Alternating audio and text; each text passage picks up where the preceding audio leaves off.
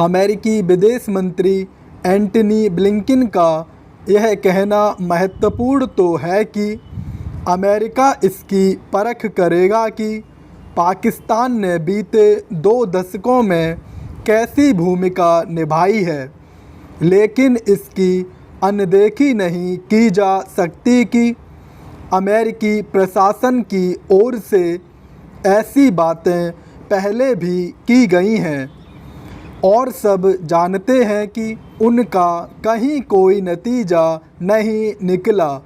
पिछले 2 दशकों में अमेरिकी सत्ता में जो भी लोग रहे वे इससे भली तरह अवगत रहे कि पाकिस्तान तरह तरह के आतंकी संगठनों को केवल पालता पोसता ही नहीं रहा, बल्कि अमेरिका की आँखों में धूल भी झोंकता रहा।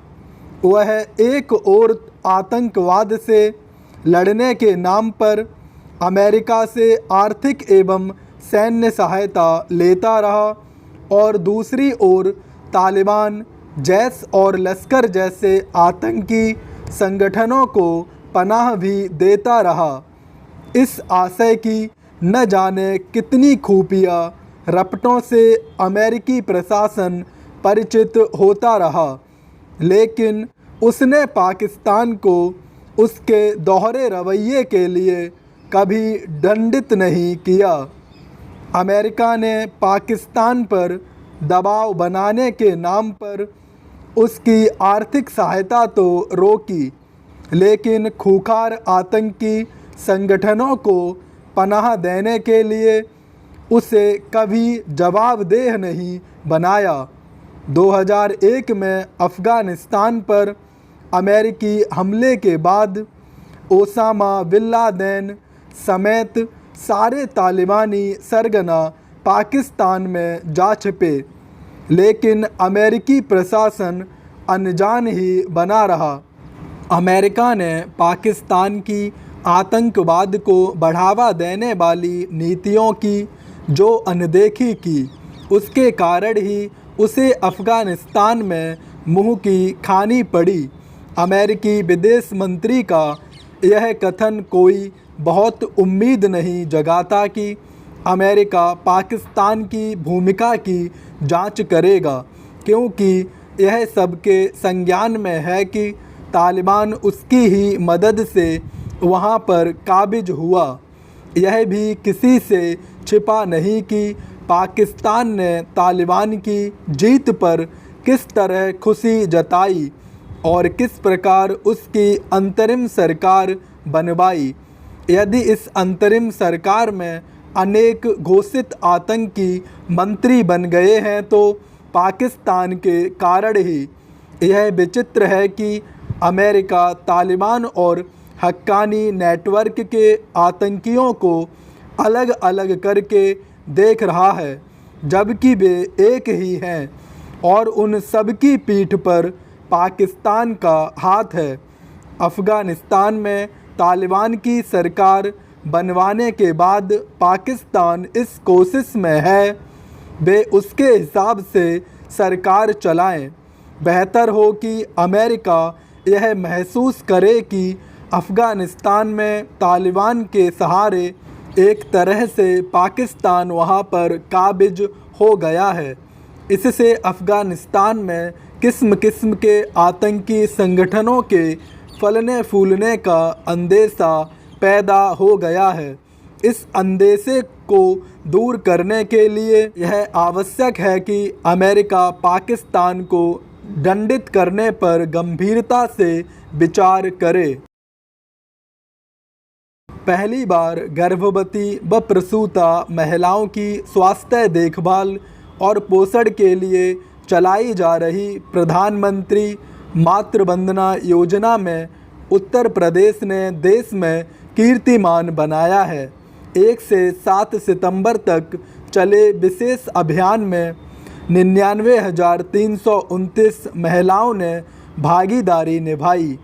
इसमें मेरठ मंडल पहले स्थान पर रहा, जबकि अयोध्या दूसरे और लखनऊ मंडल तीसरे पर। पंजीकृत गर्भवती को अपना ख्याल रखने के लिए पहली किस्त के रूप में 1,000 रुपये मिलेंगे। गर्भावस्था के 6 माह के अंदर न्यूनतम एक बार जांच कराने पर 2,000 रुपये और नवजात का जन्म पंजीकरण कराने व प्रथम चरण के सभी जीवन रक्षक टीके लगवाने पर 2,000 रुपये तीसरी किस्त के बतौर दिए जाएंगे। इसमें महिलाओं की व्यापक भागीदारी बेहद ज़रूरी है, क्योंकि असम 215 के बाद सर्वाधिक मातृ मृत्यु दर यूपी 197 की ही है। संतोषजनक है कि इस दिशा में सुधार लाने वाले राज्यों में भी उत्तर प्रदेश ही शीर्ष पर है। नेशनल फैमिली हेल्थ सर्वे 4 की 2015-16 की रिपोर्ट के मुताबिक मृत्यु दर 258 से घटकर 197 पर आ चुकी है। सुधार को और गति देने के लिए ही पोषण अभियान, जननी शिशु सुरक्षा कार्यक्रम, जननी सुरक्षा योजना, प्रधानमंत्री मातृ वंदना योजना जैसे कई कार्यक्रम संचालित हैं। हालांकि स्वास्थ्य सुरक्षा की राह में डॉक्टरों की कमी एक बड़ा रोड़ा है। विश्व स्वास्थ्य संगठन WHO के मानकों को देखें तो प्रति 1000 आबादी पर एक डॉक्टर होना चाहिए, यानी प्रदेश की 23 करोड़ जनता के लिए 23 लाख डॉक्टर हों। इसके बनिस्बत लोकसभा में 7 फरवरी 2020 को पेश रिपोर्ट बताती है कि यूपी में 30 सितंबर 2019 तक 81,348 एलोपैथिक डॉक्टर ही पंजीकृत थे। स्त्री रोग एवं प्रसूति विशेषज्ञ के 2,716 सरकारी पदों के सापेक्ष सिर्फ 484 ही कार्यरत हैं। इसी कारण प्रदेश सरकार ने पहली बार विशेषज्ञ चिकित्सकों की सीधी भर्ती शुरू की है। नई जनसंख्या नीति में भी मृत्यु दर को 10 वर्ष में 50% तक कम करने का लक्ष्य है। सरकारी प्रयास अपनी जगह हैं, लेकिन मातृ मृत्यु दर घटाने में अपेक्षित कामयाबी तभी मिलेगी जब समाज खुद इस अभिशाप से मुक्ति की ठान लेगा।